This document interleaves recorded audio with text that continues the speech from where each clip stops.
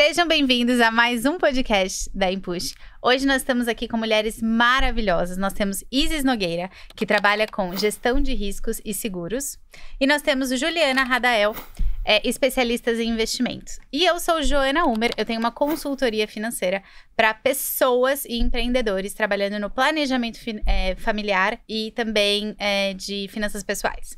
Bom, hoje nós vamos falar como as emoções dominam a forma que a gente lida com o dinheiro. E eu começo aqui com uma pergunta para vocês. Dinheiro é difícil de ganhar? Não, é uma crença, né? Essa é uma crença, né? É uma crença. Assim como também investir é arriscado, ou precisa de muito dinheiro para começar a investir. Ou não consigo guardar dinheiro. Exato. Acho que o principal ponto é a gente falar como a mente funciona em meio a tudo isso, né? No aspecto planejamento financeiro ou a própria relação com o dinheiro.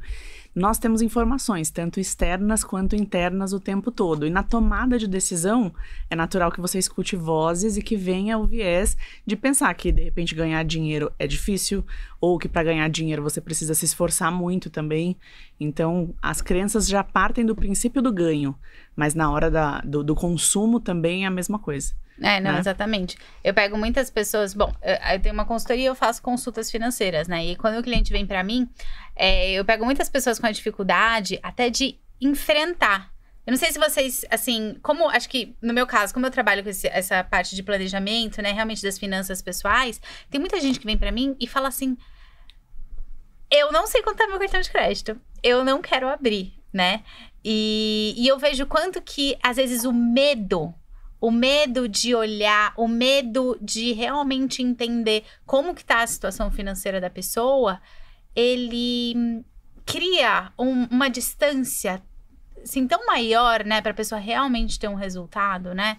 A sensação que dá é que ela não quer acessar o que ela já sabe que não tá bom, né? Isso. Então... vem no inconsciente, né? Os clientes que vêm para o investimento também acreditam que investir é muito mais sobre planilhas, números, rentabilidade, gráfico. E, na verdade, o investimento está muito mais ligado ao comportamento e à relação com o dinheiro. E essas crenças, os vieses cognitivos também distorcem muito a realidade do investidor. E aí vem a questão da carteira não estar performando tão bem como deveria. Se tirasse o viés emocional, o viés da crença, os vieses cognitivos, essa carteira poderia estar performando muito bem. Eu costumo dizer que a parte financeira, ela obviamente exige uma técnica, mas para isso temos Joana Humer e Ju aqui, que são pessoas especialistas para ajudar o consumidor nessa área, mas a parte comportamental, ela chega antes disso, né? Uhum. É claro que no nosso atendimento aqui, eu trabalho com gestão de riscos e seguros, é natural o cliente pensar que se ele contratar um seguro, ele está atraindo alguma coisa negativa para ele, por exemplo. Uhum. Então, são mitos e verdades, né, a respeito de um planejamento financeiro que parte muito de qual a mentalidade a pessoa tem e qual a prioridade ela tem para aquilo, porque eu acho que quando você busca a informação, aquilo ali já vai te dando uma clareza dos próximos passos, né? Eu acho que nós três aqui, cada uma dentro do seu ramo, né, nesse mundo das finanças e do planejamento de longo prazo, de segurança, a gente pega clientes com essas crenças, né, e a gente precisa realmente aprender, né, dar estratégias, como ir solucionando, né? Então, por exemplo, vocês, eu imagino, você pode pegar os dois opostos, aquela pessoa que é extremamente planejada e que quer, assim, ter na vírgula tudo muito segurado, protegido, né? Para a família inteira, né? E para as próximas gerações. Para as próximas gerações. E você tem também aqueles que realmente você tá traindo a sua própria essência ao você tá pensando que você vai morrer, né? Então, assim, como que você lida com isso, assim? Por que, por exemplo, é tão importante? Como que você mostra para um cliente a importância de fazer um seguro, sabe? Lidando com as emoções. Sim. Na verdade, basicamente, existem esses dois perfis de cliente. O cliente que está na fase de construção patrimonial, óbvio que existe o risco de não conquistar aquilo que ele tanto almeja, né? Então, o ponto principal é entender em qual momento, em qual fase de vida o cliente está. Expor para ele, às vezes, deixar claro isso é realmente acessar uma dor, porque eu olhar para uma empreendedora que está com a visão de várias ideias para crescer o negócio dela e falar, olha, maravilhoso tudo isso que você está formando, mas a partir do momento que esse crescimento depende do seu intelecto, e da sua capacidade, né, de presença física ali, como que você se resguarda disso? E é uma verdade que você está expondo ali. Se fosse eu escutando, eu ia pensar, poxa, como que eu nunca parei para pensar sobre isso? Eu precisei de um terceiro, né? Como você, às vezes, acessa as finanças da pessoa e fala, meu Deus, como que você não reduziu isso aqui ainda? Então, são verdades difíceis, você tem que ter uma sensibilidade, né, muito boa para a pessoa encarar isso da melhor maneira. Mas eu acho que o principal ponto é entender em qual momento cada pessoa tá. E no bate-papo muito personalizado, que essa é a diferença de você não ter um atendimento generalista, digamos assim, é alguém que vai te pegar pela mão e vai perguntar para você, Ju, o que é importante para você? Aonde você se enxerga daqui tanto tempo? O que te distancia? Porque o que falta para as pessoas é clareza. Então, eu acho que antes da gente falar de números, o lidar com o comportamento, entender a emoção e até respeitar também, né? Porque, por exemplo, se eu falo de um seguro de vida com um pai de família e ele me fala, olha, desculpa, se amanhã me acontecer alguma coisa, não é uma preocupação para mim o que vai ficar, quem vai ficar, como vai ficar. Como que eu conflito? Isso não tem como, né, lidar com a... E você também, né, Ju? Isso, nos investimentos é muito comum o investidor acreditar que o mercado financeiro vai entregar algo muito rápido. Então, meu principal papel ali é realmente reprogramar a mente do investidor para uma visão de longo prazo. Né? Porque o prazer imediato é muito mais reconfortante para o nosso cérebro. Perfeito. Então, trazer aquela visão de longo prazo, não fazer o market timing, né? Ou seja, não ficar tentando adivinhar aí a hora certa do mercado de comprar um determinado ativo ou se desfazer dele. É importante a gente fazer, eu gosto de falar do time in the market, ou seja, dar tempo ao mercado para fazer esse patrimônio crescer. Nossa, eu imagino que você deve lidar com muitas, assim, né, baixou, né, a bolsa, né, subiu, e aí o cliente vê, né, você recebe muito isso, assim, clientes às vezes que estão sempre te questionando, putz, caiu, e aí, o que eu faço? Como que você controla, lida né? com isso, né? Então, é isso, é você trabalhar a mente do investidor de que aquilo ali é um momento de mercado e faz parte do processo. O mercado, ele Oscila. tem ciclos. Então, tem um ciclo de alta, tem um ciclo de baixa, e durante um prazo ali, um longo prazo que a gente fala de maior que 10 anos, vai passar por todos os ciclos. Então, o investidor, ele vai se aproveitar do momento de baixa para comprar mais barato, vai se desfazer de determinado ativo na alta, fazer um bom lucro e trabalhando sempre essa visão de longo prazo. Sim, existe um teste, né, do marshmallow, não sei se vocês já ouviram falar. Muito legal para fazer esse teste do que eu aceito perder no futuro, mas que agora eu já tenho a recompensa, versus não ter o prazer agora e receber a recompensa lá, que eu acho que tá muito ligado ao viés emocional, né? Muito. De você ter esse controle. Você sabe que agora, enquanto a Ju falava, né, eu falei, gente, a gente tem aqui existe uma jornada, né, um caminho. Eu vejo muito cliente, assim, a pessoa que tá começando, né, uma pessoa mais desorganizada financeiramente. Se a pessoa não poupa, se a pessoa tá gastando mais do que pode, eu pego muitos clientes assim, gasto mais do que posso, ou ganho bem, mas não sei pra onde o dinheiro tá indo, esse tipo de coisa. Esse cliente geralmente não tem um seguro de vida ainda. E não investe, porque não tem dinheiro pra investir. A organização, eu diria que ela é o primeiro passo. Aí ele vem pra cá. Depois que chega aqui, eu trabalho assim, tem que ter um pezinho lá. E assim, longo prazo, primeiro ela tem que ter um caixa. Porque eu acho assim, se eu quero dar segurança pra alguém, eu preciso ter um caixa. Uma reserva lá no líquido, sabe? Um DI da vida. E depois parte pra você. Então é tipo, vem pra cá, vai pra lá e vem pra cá, né? E a tomada de decisão, a partir do momento que você se sente seguro, né? Independente de enfrentar riscos, né? Ela te dá mais tranquilidade também, né? Você consegue ir mais longe se você se sente seguro. E a pessoa, ela vai evoluindo na maturidade. Ou seja, uma vez que ela organizou, que ela deu clareza pro orçamento dela, que ela entendeu... Tá, entendi, existe, tá, então agora eu vou pagar um seguro de vida. Ela consegue conversar com você, ela tem uma maturidade pra falar com você. E depois, quando ela chega pra você, ela tá muito mais madura. Sim. Porque um cliente que faz investimentos constantes, que tem um patrimônio, tem uma maturidade emocional ao lidar com dinheiro diferente de uma pessoa que é completamente desorganizada, né? Sim, e quando ela chega pro investimento...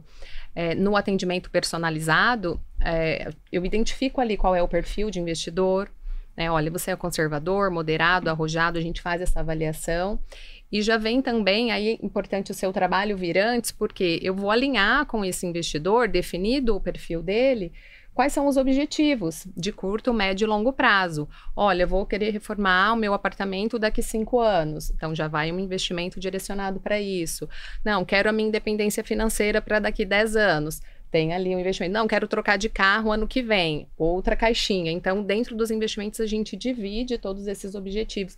E o investidor, nesse momento, fica muito tranquilo, porque o perfil está desenhado, os objetivos estão bem definidos, e aí vem a visão do longo prazo, que tá a estratégia montada para ele atingir todos os objetivos. E tá cada vez mais comum, né, essa associação da psicologia financeira. Tem até um livro que é bem gostoso de ler, que é Psicologia Financeira, não lembro o autor. Morgan House.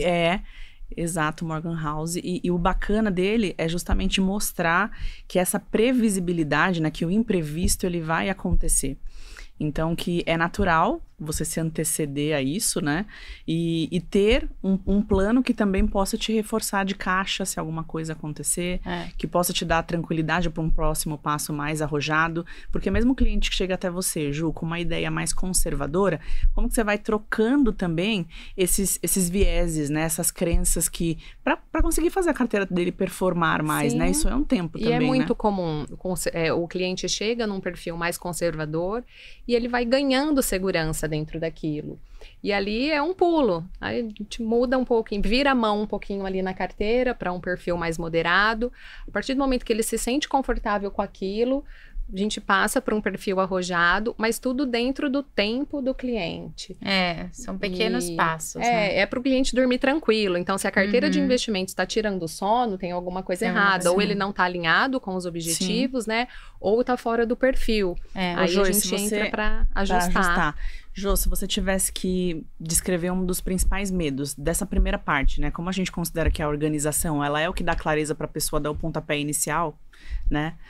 Considerando que é o primeiro passo, quando essa pessoa chega até você, quais são os principais medos ou as crenças que nem ela tem consciência ainda e que você percebe que é um dos principais empecilhos para uma organização? Ela tem crença que ela não vai conseguir. É muito comum eu pegar gente que acha que não vai conseguir guardar ou que não vai conseguir mudar, que tem medo. Será que eu... Sabe assim, eu sinto... Acho que às vezes até um pouco... é difícil falar, né? Mas até um pouco de autoestima. De tipo assim... Porque assim, a organização, ela na verdade deveria dar ainda mais... Clareza pra ela, né? Passo pra ela, né? Mas eu acho que os principais medos é realmente, putz, será que eu vou conseguir dar esse passo? As pessoas querem muito investir nos próximos passos na vida e elas têm muito medo. Será que eu consigo? Será que eu consigo guardar? Será que eu consigo me comprometer? E aí é onde entra realmente esse estudo comportamental que a gente dá esse suporte, porque não, você consegue, porque a gente vê os números. Ela poderia fazer o número. O 1 mais 1 é 2, gente. Não existe outro resultado, né? Então, ela consegue fazer o número. Mas, realmente, esse suporte, o como ler os dados, como mostrar, né, como funciona, é onde a gente entra, né? Às vezes, esse lugar de não conseguir nem se imaginar, né, atuando e organizando, vem de um espaço de quem não conhece ainda, né? Porque... E nunca se desafiou. Imagina... Né, tem muita gente que nunca se desafiou a tentar algo novo, né? Será que eu consigo mesmo realmente guardar dinheiro? Sim, e é importante definir, eu acho que o primeiro passo é justamente definir quais são essas crenças. Olha, isso aqui está muito baseado em fato, eu estou baseando na emoção. Porque se for para o fato, é isso, 1 mais 1 é 2. Então, qual é o medo? Vem de onde? Identificar essas crenças, esses vieses, né, que distorcem aí a realidade. A gente estava falando nos bastidores ali, né, Ju, sobre a diferença entre uma decisão emocional e uma racional. Né? A racional, ela é muito mais prática, digamos assim, quando você está olhando a carteira de um cliente e você tem que tomar uma decisão racional, é muito mais fácil do que até da nossa própria carteira, porque a nossa tem os nossos vieses ali na hora de organizar tudo, né? E do cliente, não. Vocês costumam fazer algumas perguntas mais voltadas ao emocional num primeiro bate-papo com o cliente? Se a gente tivesse que passar essas perguntas hoje para o público, para uma alta reflexão, quais as perguntas que vocês acham importante ter nesse primeiro momento de conhecimento? Acho que seria justamente isso. Olha, você pensa algo nesse sentido de que ganhar dinheiro é difícil, administrar o dinheiro é difícil, investir é somente para quem tem muito dinheiro. Ali já dá para entender um pouquinho do que esse cliente carrega, né? As crenças, elas estão conosco, não tem como tirar. 90% das tomadas de decisões são baseadas na nossa emoção. No inconsciente, E o nosso né? cérebro, ele distorce aquela realidade, muitas vezes, né? Para trazer ali aquele viés de confirmação, né? Olha, eu já acredito em uma teoria, eu vou buscar informação para confirmar aquilo que eu já acredito. Eu concordo completamente. Eu acho que não existe uma pergunta, né? Depende muito do caso, mas as pessoas, quando elas, né, primeiro passam em consulta comigo, e nessa consulta, a partir do momento que ela vai descrevendo a situação, o que ela quer resolver, eu vou questionando, e muitas vezes o hábito de consumo dela é por conta de algo que ela não teve no passado. Ou, gente, olha, essa semana eu descobri vários casos assim, a mulher gasta muito porque o marido é o tipo de pessoa que segura muito. Então, por alguma coisa dentro dela, ela confronta. Um confronto. E ela não quer nem aceitar o lado dele. Então, são tantas coisas emocionais que é óbvio que a pessoa sozinha não vai conseguir. Sim. Ela precisa, sim, de um planejamento, de uma gestão de risco. Ela precisa, realmente, quando a gente pensa no investimento, sozinho, muitas pessoas querem, qual lugar eu invisto? Gente, vai falar com quem entende, porque você sozinha vai se sentir mais inconfortável, mais insegura, né? E gera o bloqueio. Muitas pessoas não investem, deixam o dinheiro parado na conta, lá na poupança, porque não tem conhecimento mínimo para acessar o mercado. E o medo, né? O medo é o quê? É o medo daquilo que a gente não conhece. Então, é importante procurar um profissional habilitado. Mais, né, pra gente, o mais comum é sempre o banco, né? Que é aquela coisa que a gente tá acostumada já há bastante tempo. Ele não tem uma personalização, né? Ele não tá ali pra escutar o que você tá sentindo. Você falou do exemplo da sua cliente. Eu escuto bastante de clientes falando, mas meu pai não me deixou nada. Por que eu tenho que me preocupar com algo? Pô, mas por que a gente tá trabalhando, então? Se no final das contas a gente vai aceitar que ninguém vai ter nada, nem a gente, nem quem a gente ama, né? Então, assim, pra você ver como vem de uma estrutura familiar mesmo, às vezes, né? De um ambiente que te impulsiona, incomoda a ser diferente também. Sim. Bom, acho que a gente chega aqui no fim desse bate-papo sobre realmente como as nossas emoções, esses medos, essas crenças, essas dúvidas, essas inseguranças impactam diretamente na forma que a gente lida com o dinheiro. Dinheiro parece algo muito racional, muito matemático, mas na verdade, nós profissionais aqui a gente tem que ter toda uma bagagem de comportamento, né, humano e lidar com emoções. Eu falo que às vezes vira uma terapia financeira a minha sala, com certeza, né? Com certeza. Então, acho que é isso, que se você, né, acho que minha mensagem aqui que fica, cada uma se despeça, né, mas pra mim se você se sente insegura, se você se sente desconfortável, tem medo, tem muita crença, acha que vive em ciclos, procura ajuda, porque o dinheiro é realmente o que vai te dar segurança, mas a gente tem que ter um emocional muito forte, e às vezes uma pessoa capacitada ao seu lado vai pegar na sua mão e vai fazer com que você chegue lá muito mais rápido. É isso, e buscar informações também, né, disponíveis hoje em dia, né, seja um bom livro, um podcast de uma fonte confiável, e eu deixo o livro, né, que a Izzy citou, né, do Morgan House, a Psicologia Financeira. Ele vai trabalhar e trazer muito dessa parte comportamental relacionada às finanças. Vai trazer ali como as crenças, as emoções impactam diretamente a nossa tomada de decisão financeira. Sim, eu deixo também essa questão do conhecimento, né? Eu acho que o que afasta a gente da tomada de decisão na maioria das vezes é quando a gente desconhece. Então, mergulhe no conhecimento, tem alguém de confiança também que possa pegar pela sua mão, te mostrar o caminho e dê o pontapé inicial, né? Que é o principal. Independente dos sentimentos e das emoções, dá o pontapé inicial. É isso. É isso aí, muito obrigada. É isso, Obrigada. até mais.